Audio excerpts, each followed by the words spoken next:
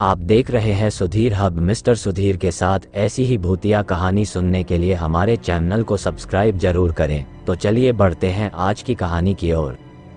आज की कहानी की ओर दोस्तों, मेरा नाम राज है और मैं पंजाब नेशनल बैंक में काम करने वाला एक मैनेजर हूँ। वैसे तो इस नौकरी को करते हुए अब तक काफ़ी साल हो गए थे, लेकिन मेरी नौकरी बैंक में पहली बार लगा था, जिस खुशी से मैंने काफ़ी मिठाइयाँ भी बंटवाई थी। वैसे तो हर जगह का कोई ना कोई इतिहास होता है, लेकिन जिस जगह पर बैंक बना हुआ था उसका नाम मुझे काफ़ी ज़्यादा अटपटा लगता था, और पता नहीं क्यों, लेकिन मैं यहाँ पर कभी भी कंफर्टेबल फील नहीं करता था। और इस चीज़ के पीछे का क्या कारण था, मैं भी इससे अनजान था। लेकिन इस वक्त जो सबसे ज़्यादा ज़रूरी था वह था अपने काम को अंजाम देना। मैं उसी में मगन रहता था और रोज कोई ना कोई चीज़ मेरे लिए मुसीबत बनकर खड़ी हो जाती थी। सच कहूँ तो आज से पहले मैंने कभी भी किसी भी बैंक के अंदर इतनी मुसीबत नहीं देखी थी। खैर, अब हम जो काम करते हैं, इस काम के अंदर मुसीबत का आना कोई बड़ी बात नहीं होती है। मैं भी इस चीज़ को सिर्फ अपनी ड्यूटी के ऊपर सीरियस लेता था, क्योंकि मैं दिन की ड्यूटी ख़त्म करके अपने घर चला आता था और मैं इन सभी चीज़ों को वहीं पर छोड़ आता था। यानी कि मैं दो जिंदगी जीता था, एक अपनी जॉब की जिंदगी और एक अपने घर की जिंदगी। जिंदगी में मुसीबत का आना कोई बड़ी बात नहीं होती। एक दिन की बात है, जब मैं सुबह सुबह रोजाना की तरह अपनी बाइक को लेकर निकल पड़ा था। उसी वक्त अचानक मेरे फ़ोन की घंटी बजने लगी। मुझे उम्मीद नहीं थी कि इस तरह बीच रास्ते में मेरा फ़ोन बज जाएगा। मैं बाइक चला रहा था तो मेरे फ़ोन की रिंग बजी जा रही थी, और इसी बीच मैंने सोचा कि मैं एक हाथ से ही फ़ोन उठा लेता हूँ। इसलिए मैंने एक हाथ से हैंडल पकड़ लिया और दूसरे हाथ से फ़ोन निकालने लगा। पर मुझे क्या पता था कि रोड को क्रॉस करते हुए ट्रैफिक पुलिस वाला अचानक मुझे इस तरफ पकड़ लेगा। तभी मैंने देखा कि ट्रैफिक पुलिस वाले ने अचानक कि मेरे सामने अपना हाथ दिखा दिया है। मैं समझ गया था कि मैं अभी अभी जिस तरह से उतरने की कोशिश की थी, उसका खामियाजा आज मुझे भुगतना पड़ेगा। लेकिन मुझे इस चीज़ से ज़्यादा घबराहट नहीं हुई। मैंने सोचा कि या तो यह कोई नॉर्मल चालान होगा, इसलिए मैंने उस ट्रैफिक पुलिस वाले के सामने बाइक को धीमा कर दिया। लेकिन इस बार जैसे ही मेरी बाइक वहां पर रुकी तो वहां पर एक नहीं बल्कि काफ़ी सारे पुलिस वाले मौजूद थे। पहले तो उन्होंने मेरी बाइक के अंदर से चाबी निकाल ली और उसके बाद बाइक को सीज कर दिया। मैं समझ गया था कि अब बड़ा लफड़ा होगा। मैंने चालान कटवाने की भी कोशिश की, लेकिन उस वक्त मेरे पास आरसी और इंश्योरेंस दोनों ही नहीं थे, और ना ही तो उस वक्त मेरे पास मेरा लाइसेंस था। अब मैं दो पार्ट के बीच में फंस गया था। एक तरफ तो जहां मुझे अपने बैंक जाने के लिए लेट हो रहा था, और बाइक को छुड़वाना भी जरूरी हो गया था। तभी मैंने पुलिस वालों से काफ़ी रिक्वेस्ट की, लेकिन उन्होंने मेरी बात नहीं मानी। उन्होंने बताया कि सेक्शन के तहत मैं अपनी बाइक को वहां से तभी ले जा सकता हूं जब मेरे पास प्रूफ हो कि मेरी अपनी बाइक है। आरसी और इंश्योरेंस का अपने पास होना बहुत ही जरूरी होता है, वरना हजारों रुपए का चालान कट सकता है। और चालान कटने के बाद भी बाइक मिले ना मिले, इसका कोई भी गारंटी नहीं होता है। दोस्तों, ये सब पुलिस वाले के ऊपर डिपेंड करता है। अब तो मैं बहुत ही बुरी तरीके से फंस गया था, और उसके बाद मैंने सोचा कि अब तो यहाँ से मेरा निकलना ही ठीक होगा। अब तो मैं अपनी बाइक को शाम को जाते वक्त यहाँ से छुड़वा कर ले जाऊंगा। और उसके बाद उस पुलिस ऑफिसर ने बताया कि मेरी बाइक को उस पुराने पुलिस स्टेशन में जमा की गई है, और चालान कटवा कर और अपने सारे डॉक्यूमेंट लेकर बाद में अपनी बाइक को ले जाना। तभी मैंने सोचा कि अब मैं बस पकड़कर यहाँ से निकल जाता हूँ, और शाम को आते वक्त मैं अपनी बाइक को छुड़वा लूँगा। यही सोचकर मैंने वहाँ से बस पकड़ ली, और जैसे ही मैं अपने बैंक ऑफिस के पास पहुँचा तो मैंने अपने दोस्तों को इसके बारे में बताया।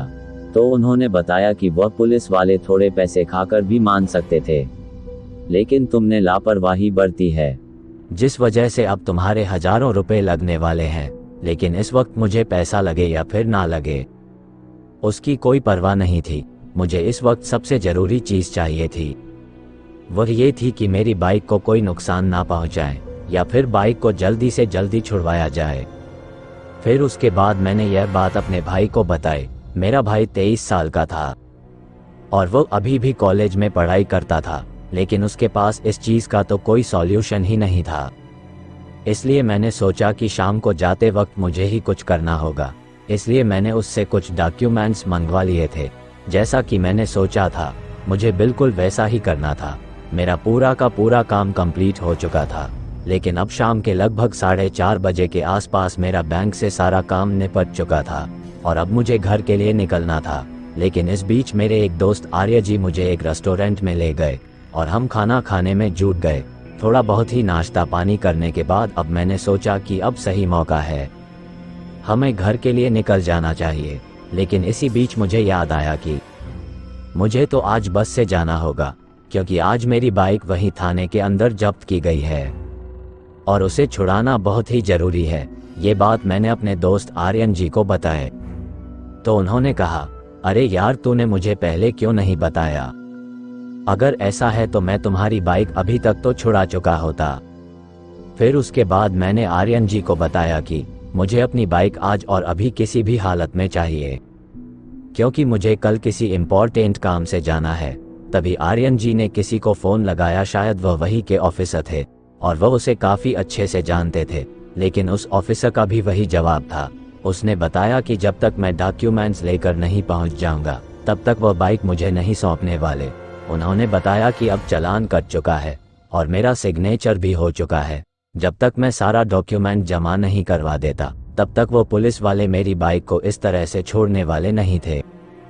पहले तो मैंने सोचा कि आर्यन जी को अपने साथ लेकर जाऊंगा और उसके बाद उन्हीं के साथ जाकर मैं अपनी बाइक को छुड़वाकर वापस ले जाऊंगा, लेकिन ऐसा मुमकिन ही नहीं था, क्योंकि यार इनको किसी काम से बाहर जाना था।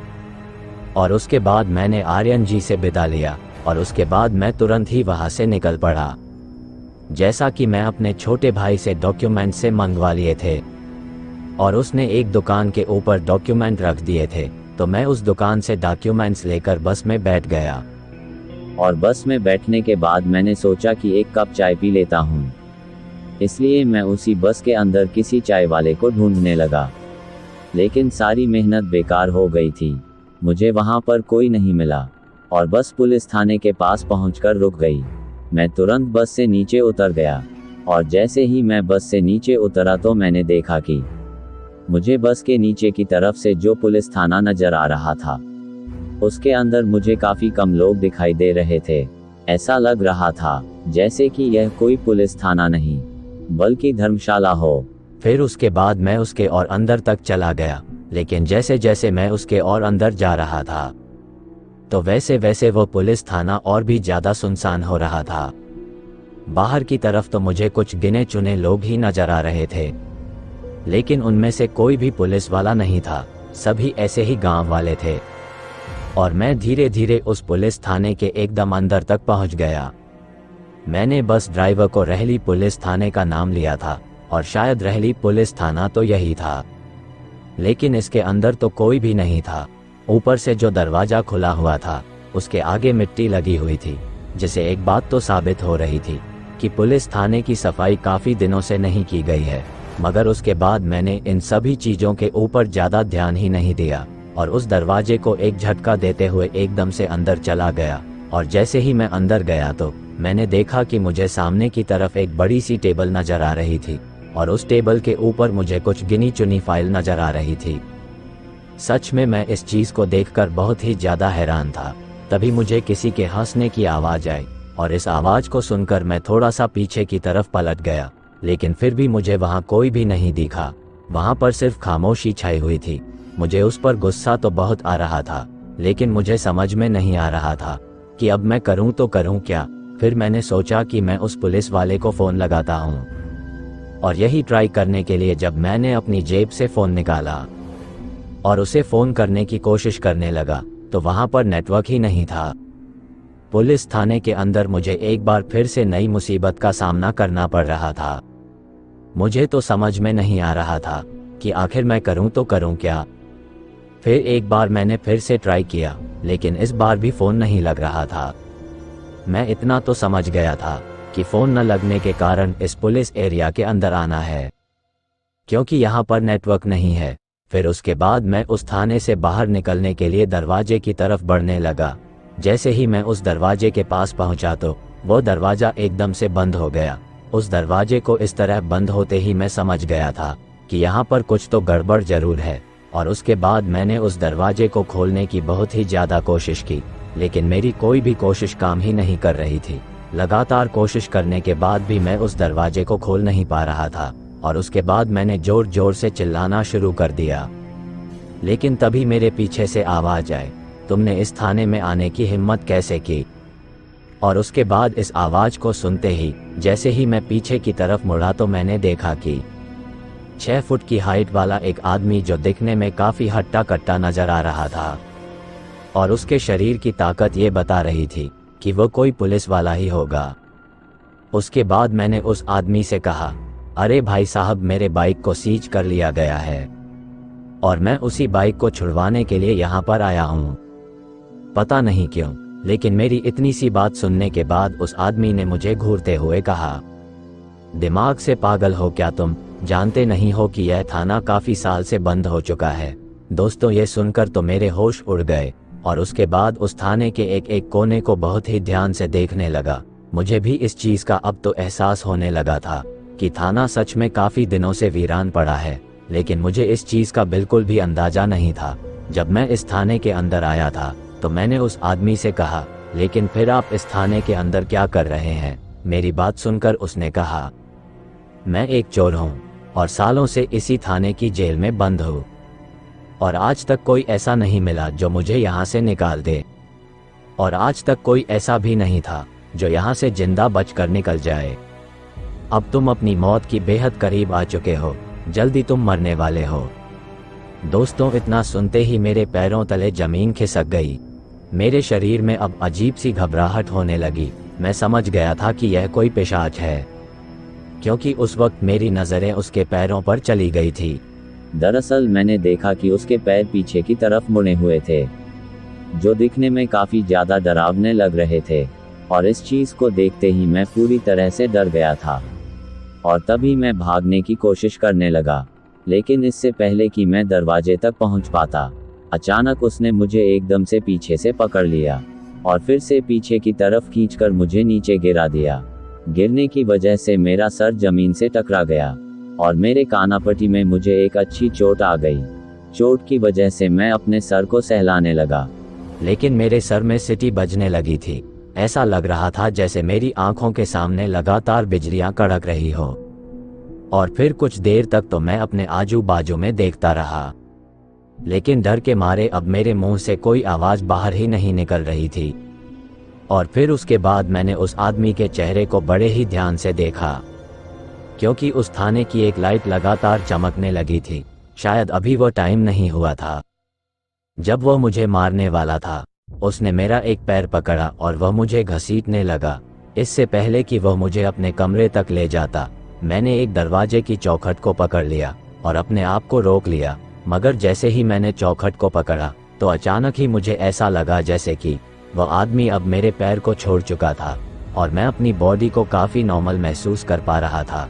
लेकिन उसके बाद जैसे ही मैं वापस से उठा तो मैंने देखा कि अब वो आदमी वहाँ से गायब हो चुका था, पर मेरा हाथ किसी ताबीज के ऊपर रखा हुआ था। तभी मैंने देखा कि उस आदमी की चौखट के ऊपर एक ताबीज बंधा हुआ है और उस ताबीज को तोड़ना मेरे लिए सबसे अहम काम था। इसलिए मैंने उस दरवाजे की चौखट से सबसे पहले उस ताबीज को तोड़ दिया और उसके बाद उसे अपनी कलाई पर बांध लिया। उस दरवाजे की चौखट के ऊपर और भी काफ़ी सारे ताबीज बंधे हुए थे, जिससे यह बात साफ हो रही थी कि ताबीज की वजह से यह आदमी अभी तक यहाँ पर रुका हुआ है। जब मैंने लाइट की रोशनी में उसका चेहरा देखा तो मेरे रूह कांप उठी थी। इससे पहले मैंने कभी भी अपनी जिंदगी में ऐसा भयानक और दिल दहला देने वाला दृश्य नहीं देखा था।